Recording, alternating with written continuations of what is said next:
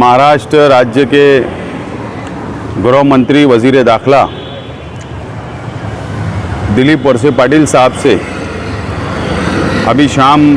6:30 बजे उनके बंगले के ऊपर हमारी मुलाकात हुई। तफसील हमारी बातचीत हुई मालेगांव के ताल्लुक़ से और पूरी हालात मालेगांव शहर के जुमा के दिन क्या हुए और आज के क्या हालात है और क्या आवाम सोच रही है, समझ रही है। सबसे अहम बात जो मालेगांव शहर की आवाम समझ रही है, सोच रही है और देख रही है कि उन लोगों के ऊपर 307, 395 जैसी सख्त कलम लगाई गई, जो लोग वहाँ पर पत्थर मारने में, लाठी मारने में, दुकानें तोड़ने के अंदर मौजूद नहीं थे और जो मजहबी हमारे जो उलमा है, मजहबी ज़िम्मेदारान है, सियासी ज़िम्मेदारान है, समाजी ज़िम्मेदारान है, ऐसे लोगों के ऊपर सख्त धाराएं लगाई गई। वो ताल्लुक़ से हमने तफसील बातचीत की। रज़ा एकेडमी के ताल्लुक़ से हमने कहा कि जो रात में पुलिस डिपार्टमेंट की तरफ से किया गया वो मुनासिब नहीं था, वो बात हमने रखा और हमने यही कहा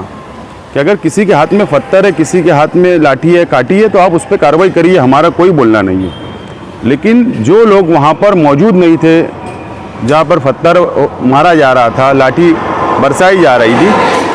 तो ऐसे लोगों के ऊपर भी इस तरह सख्त